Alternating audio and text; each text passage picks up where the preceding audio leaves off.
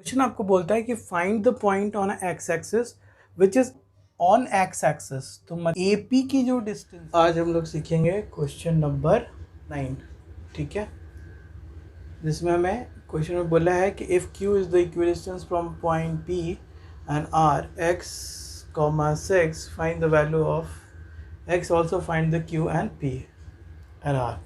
तो इस क्वेश्चन को हमको करने के लिए सबसे पहले हम लोग क्या करते हैं कि question number 9 and first of all इसकी लेबलिंग करते हैं।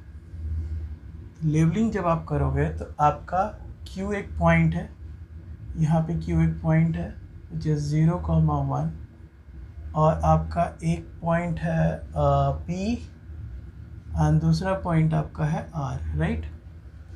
अब P जो आपका पॉइंट है दैट इज़ 5 - 3 एंड जो आपका R पॉइंट है दैट इज़ x, 6, ठीक है। अब ये दो चीज़ें हो गई। अब हमें क्या करना है कि फटाफट हमें x की वैल्यू कंसिडर कर लेनी है। x की वैल्यू कंसिडर करने के लिए ये हमारा पॉइंट Q हो गया, इसे ले लो x1, इसे ले लो y1, इसे ले लो x2, इसे ले लो y2, ठीक है।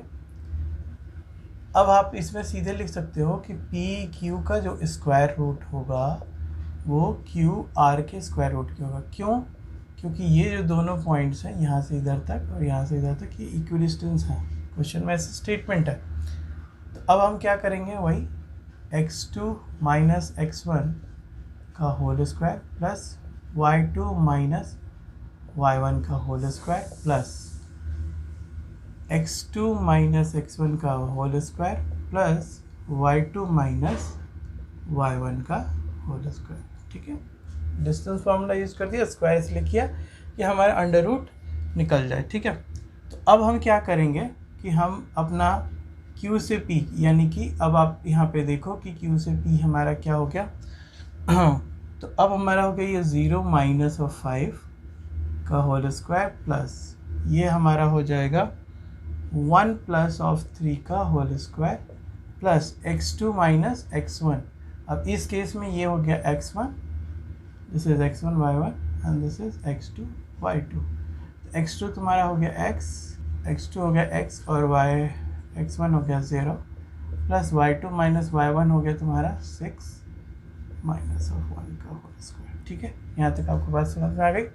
This is 25 plus 16, this is x square plus 6 - 1 20, ठीक है। ये आपका कैंसिल आउट हो गया।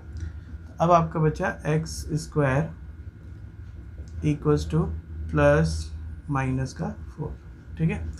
अब इसमें हम दो केस बना लेंगे। केस वन जो होगा हमारा प्लस ऑफ 4 के लिए कंसिडर होगा। तो हम डिस्टेंस कंसिडर करेंगे अपनी Q से R की, क्योंकि क्वेश्चन में डिस्टेंस भी पूछी है। तो Q हो गया हमारा 0 1 एंड हमारा R क्या है, अब हम पॉजिटिव ले लेंगे, x की वैल्यू 4 हो गई और 6 हो गया, ठीक है। तो वही डिस्टेंस फार्मूला करके Q की वैल्यू निकाल देंगे। तो Q ऑफ R का स्क्वायर इक्वल्स टू हो जाएगा x2 - x1 का whole square plus y2 - y1 का होल स्क्वायर, ठीक है। x2 हमारा क्या है, x2 अब इधर लिख लो x1 y1 x2 y2, ठीक है। x2 हमारा हो गया 4 - 0 का whole square plus y2 - y1 that is 6 minus of 1 का होल स्क्वायर विच इज आपका ये हो जाएगा 16 और ये हो गया 25 विच इज 41 का रूट हो गया। QR आ गया। अब उसी तरह से हम P से R की डिस्टेंस निकाल देंगे। इसी केस में P से R की जब हम डिस्टेंस निकालेंगे तो हम क्या करेंगे, सेम वही डिस्टेंस फार्मूला। तो P से R के लिए एक बार हम ये कर लेते हैं कि लेवल कर लेते हैं। तो P हमारा पॉइंट हो गया 5 - 3 एंड हमारा R पॉइंट हो गया 4 - 6, ठीक है। अब हम इसके बीच की डिस्टेंस फार्मूला लगाते हैं। सो P एंड R का होल स्क्वायर। सो पी आर के स्क्वायर के लिए हम लोग इसे ले लेंगे x1 y1, इसे ले लेंगे x2 y2। अब देखो हम करेंगे इस फॉर्मूले में डालेंगे तो हमारा x2 है -4 और y1 है x2 y1 5 और प्लस ये हो जाएगा आपका दिस इज़ 4। अब ये हो गया y2 हो गया हमारा 6 और ये हो गया 3। तो ये हमारी चीज़ हो गई पी आर की स्क्वायर। तो अब हम इसको सिंप्लीफाई करेंगे। दिस इज़ 1 का स्क्वायर 81 दैट इज़ 82 का पी अगर आर करेंगे तो ये स्क्वायर रूट उधर हो जाएगी। ठीक है, जैसे हमने केस 1 एनालाइज़ किया वैसे हम लोग केस 1 जैसे एनालाइज़ किया वैसे ही हम केस 2 लेंगे और उसमें केस क्या लेंगे, case number 2 and we will consider 4। Same way यहाँ पे भी होगा। हो गया ये 0,1 and this is -6. This is our x1 y1 and this is our x2 y2. So ये हमारा क्या है, this is q and this is r. So q से r की डिस्टेंस निकालेंगे x2 minus x1, so -4 0 का whole square plus y2 minus y1 that is 6 minus 1, ये हो जाएगा आपका 4 का स्क्वायर दैट इज़ 16 और ये हो जाएगा 25। सो q से r की आपकी वैल्यू हो गई √41। ठीक है, अब हम क्या करेंगे कि हमने क्यू आर निकाल दिया, सेम इसमें भी हम इस केस में भी पी आर निकालेंगे। सो पी आर निकालने के लिए ये हमारा p हो गया, ये हमारा r हो गया, p की डिस्टेंस हो गई हमारी 5 -3 और r की वैल्यू हो जाएगी हमारी -4,6। ठीक है, तो this is x1 y1, this is x2 y2। अब हम p से पी आर का स्क्वायर निकालते हैं तो हमारा क्या हो जाएगा, x2 इज़ -4 -5 का होल स्क्वायर प्लस y2 6 + 3 का होल स्क्वायर। सो ये आपका हो गया 4 + 9, सो -9 का स्क्वायर प्लस 9 का square. So this is 81 + 81 that is √162 which is nothing but 9√2। ठीक है, ओके। अब एनसीईआरटी का क्वेश्चन नंबर 10 हम लोग करेंगे। तो 10th क्वेश्चन ऑलरेडी मैंने अपने प्रीवियस वीडियो में इस टाइप का क्वेश्चन करा चुका हूँ, बट स्टिल इस क्वेश्चन को हम लोग देख लेते हैं कि इस क्वेश्चन को कैसे करेंगे। क्वेश्चन में बोला है कि find a relation between x and y and such that the point xy and equidistant from this to this। तो आपके पास एक इस तरह का यहाँ पे पॉइंट है x, y and which is equidistant from this and this, equidistant from 3, 6 and second one is -3 and 4। ठीक है, तो ये पॉइंट आप P मान लो, ये पॉइंट A मान लो और ये पॉइंट B मान लो। अब बोला AP का जो EQ डिस्टेंस है PB के बराबर है, इसमें हमें रिलेशन फाइंड आउट करनी है। तो हम लोग क्या कर लेंगे फटाफट, AP का स्क्वायर इक्वल्स टू PB का स्क्वायर। ठीक है, अब हम लोग इसमें वही डिस्टेंस फार्मूला यूज़ कर देंगे अपना x2 - x1 का whole square plus y2 - y1 का होल स्क्वायर। ठीक है, फिर हमारा हो जाएगा इधर भी x2 - x1 का whole square plus y2 - y1 का होल स्क्वायर। ठीक है, तो अब देखते हैं हम यहाँ पे कि x2 और x1, तो इस केस में x1 और इसे x2 ले लो, x2 ले लो। अब क्या हो जाएगा x2 x1 that is x2 is x, x1 is -3 plus y2 आपका क्या हो गया, y2 इज़ योर y और -6 का होल स्क्वायर। फिर आपका x2 हो गया -3 और ये हो जाएगा -x का होल स्क्वायर प्लस y2 आपका हो गया 4 और -y का होल स्क्वायर। ठीक है, अब देखो बच्चों, यहाँ पे क्या करेंगे कि हम माइनस कॉमन कर लेंगे, तो यहाँ पर ये चीज़ कैसे दिखेगी, x प्लस 3 का होल स्क्वायर प्लस ये हो जाएगा 4 माइनस ऑफ y का होल स्क्वायर, और ये हो जाएगा x माइनस ऑफ 3 का whole square plus y minus 6 का whole square. Now we have to open this, so a square, इसको करोगे तो आपका हो जाएगा b square minus 2ab, a square b square minus का 2ab, a square b square minus plus का 2ab, okay, a square b square minus का 2ab। ठीक है, अब हम ध्यान देते हैं कि कौन कौन सी चीज़ इक्वल है। ये कट जाएगा, ये कट जाएगा, फिर हमारा ये कैंसिल आउट हो जाएगा, ये कैंसिल आउट हो जाएगा, हमारा 9 और 9 कैंसिल हो जाएगा। अब हमारे पास बेसिकली बचा है यहाँ पर प्लस ऑफ 6x है, यहाँ पर माइनस ऑफ 6x है, यहाँ पे 36 है और यहाँ पर 8y है। ठीक है, तो अब हम करेंगे क्या कि अब हम ऐसा करते हैं कि वेरिएबल को एक तरफ ले जाते हैं और कांस्टेंट टर्म को एक तरफ लाते हैं। तो ये हो जाएगा 36 माइनस ऑफ 16, और इसको जब हम उधर प्लेस करेंगे तो ये उधर जाके प्लस हो जाएगा, यानी कि that is 12x minus of 8y। ठीक है, अब ये आपका हो जाएगा 0 20। अब इन दोनों में कॉमन क्या है, इन दोनों में कॉमन हो जाएगा आपका 4 अगर आप कॉमन करोगे तो अंदर बचेगा 3x माइनस ऑफ 2y। ठीक है, 4 के टेबल में ये कट जाएगा 5 equals to 3x minus of 2y। So this is our relation in XY। ये हमारा क्वेश्चन नंबर 10 हो गया। अब हम लोग NCERT का कोऑर्डिनेट ज्योमेट्री का क्वेश्चन नंबर 5 करने वाले हैं। मैंने उसकी लेबलिंग कर दी है यहाँ पे सामने बोर्ड पे। अब इसमें क्या करते हैं कि देखो, सिंपल सा लॉजिक होता है कि हमारा एक्स एक्सिस कितना है, तो एक्स एक्सिस हमारा यहाँ पे है एक्स है 6 एंड वाई कितना है हमारा 1। ठीक है, सेम अब यहाँ पे जाओगे तो हमारा एक्स 9 हो गया एंड वाई हमारा हो गया 4।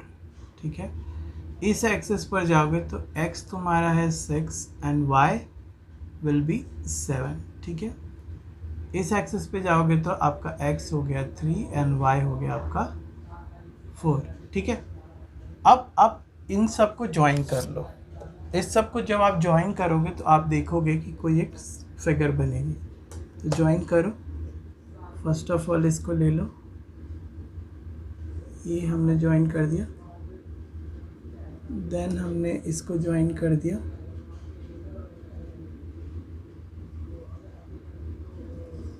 देन हमने इसको ज्वाइन कर दिया एंड देन हमने इसको ज्वाइन कर दिया।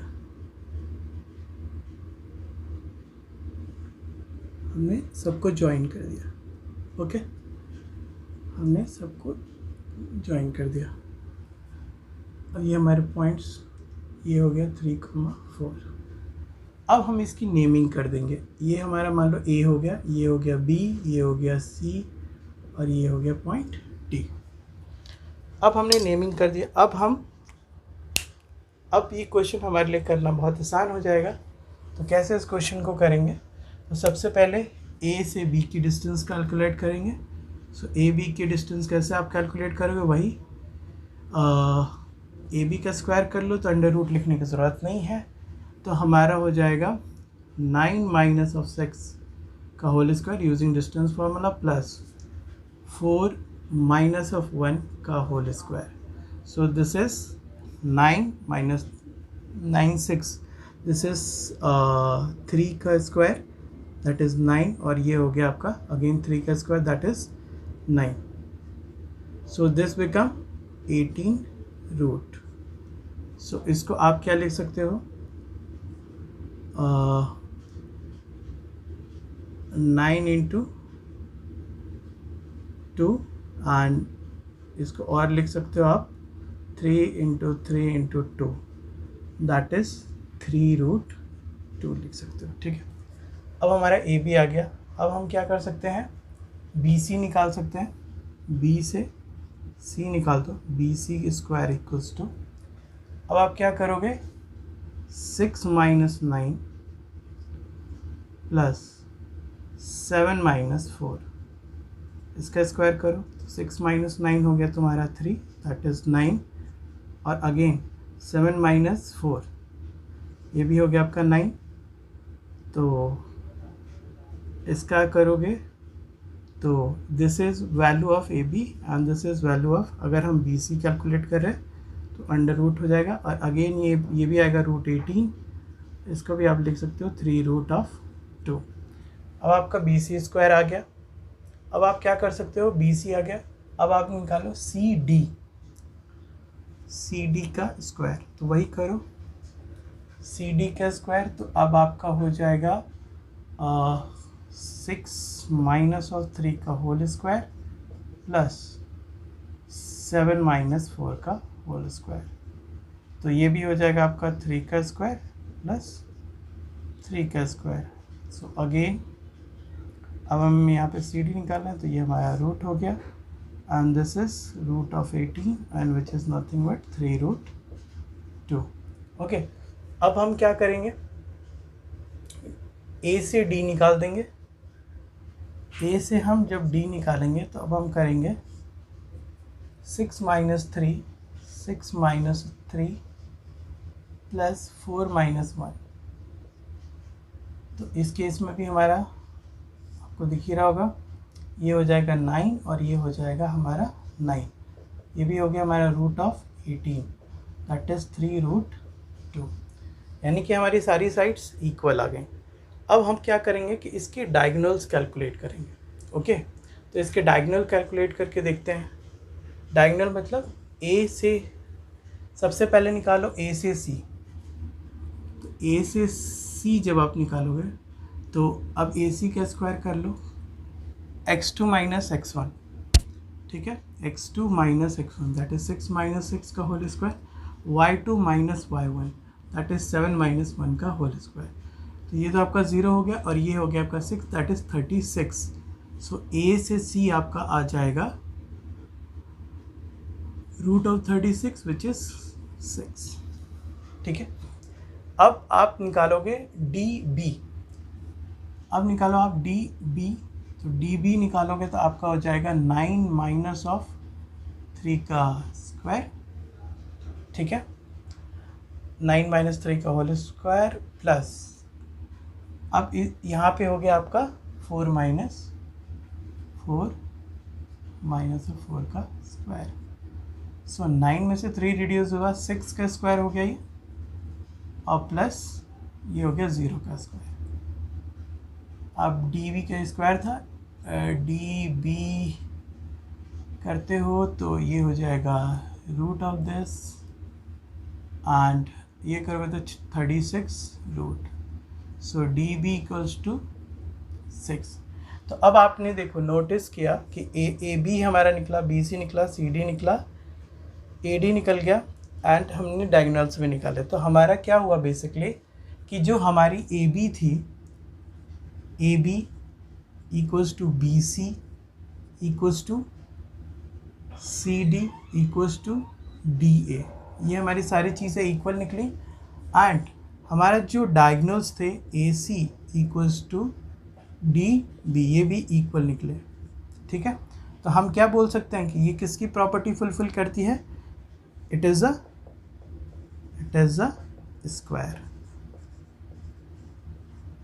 ठीक है, आपको अच्छे से समझ में आ गया होगा क्वेश्चन। मेन इसमें कोऑर्डिनेट्स आपको जनरलाइज कर लेने थे एंड देन आफ्टर क्वेश्चन को सॉल्व कर लेना था। अब हम लोग नेक्स्ट टॉपिक सीखेंगे कोलिनियर।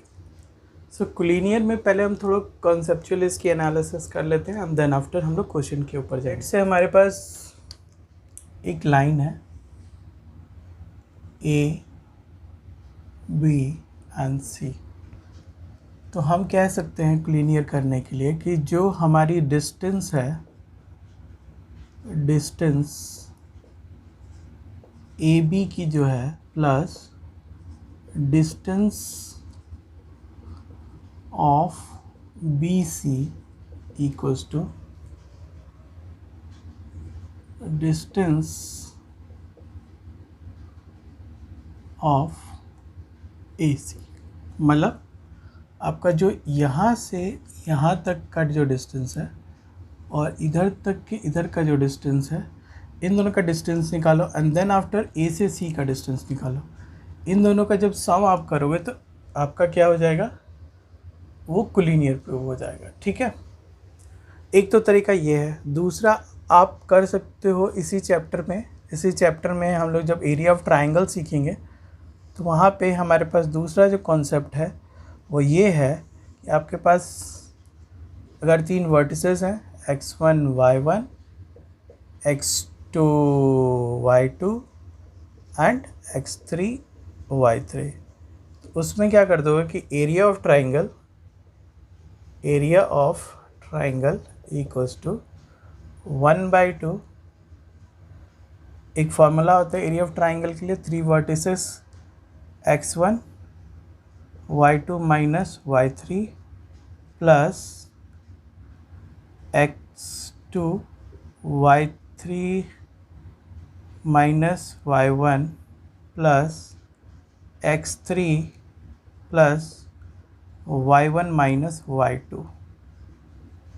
ठीक है, तो अब इसमें आप ये कर दोगे कि जो एरिया ऑफ ट्राइंगल आपने निकाला इसकी वैल्यू अगर 0 आ गई तो आपका ये टर्म कोलिनियर है। ठीक है, यानी उस केस के लिए डायरेक्ट आपका ये फार्मूला बहुत बन जाएगा x1 y2 minus y3 plus x2 plus y3 minus y1 plus x3 y1 minus y2 equals to 0। अगर ये रिज़ल्ट आता है तो then we can say it is a collinear. तो हमारे पास एक तरीका ये है फर्स्ट, एंड सेकंड तरीका हमारे पास ये है। 2 मेथड है कोलिनियर प्रूफ करने के। ठीक है, अब हम लोग एक क्वेश्चन करते हैं। अभी हमने कॉन्सेप्ट सीखा, अब हम इसके ऊपर एक क्वेश्चन करते हैं।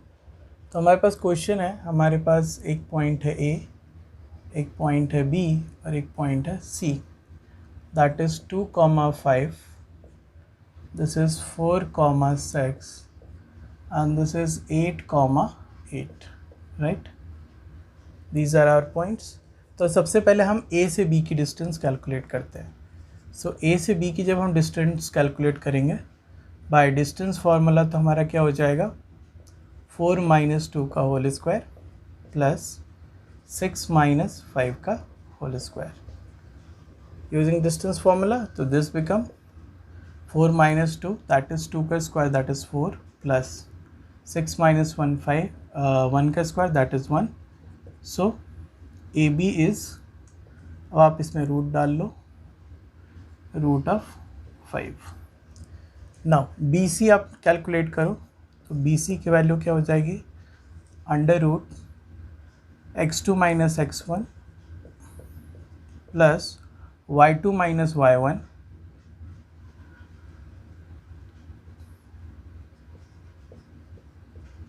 इक्वल्स टू, अब इसमें से आपका हो गया 8 में से 4 रिड्यूस है 4, दैट इज़ 16, और इसमें से 8 में से 2 आपका रिड्यूस हुआ तो ये कितना हो गया 8 में से 2 रिड्यूस हुआ, दैट इज़ 2 का स्क्वायर 4, दैट इज़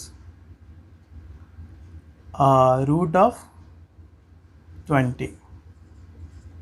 ठीक है, अब हमारा नेक्स्ट पॉइंट हम ले लेते हैं B से C। B से C ले लिया, अब हम लेते हैं A से C। A से C जब हम पॉइंट कंसिडर करेंगे तो 8 माइनस 2 का होल स्क्वायर प्लस 8 माइनस 5 का स्क्वायर। अब यहाँ पे आप देखोगे तो ये हो जाएगा 8 माइनस 2 इज़ 6, दैट इज़ 36, और ये हो जाएगा हमारा 3। ओके, तो ये हमारा हो गया 3, दैट इज़ 9। ठीक है, ये हो जाएगा हमारा 36 प्लस 9, तो ये हो गया 445, ठीक है। अच्छा, अब इसको हम लोग इनके नॉर्मल फॉर्म में कैसे लिख सकते हैं इसको, और इसको लिख सकते हैं 2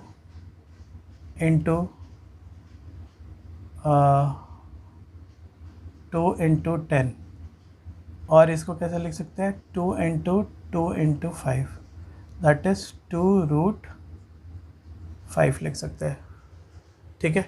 45 को कैसे लिख सकते हैं, इसका भी कर लो पहले प्राइम फैक्टर। 45 तो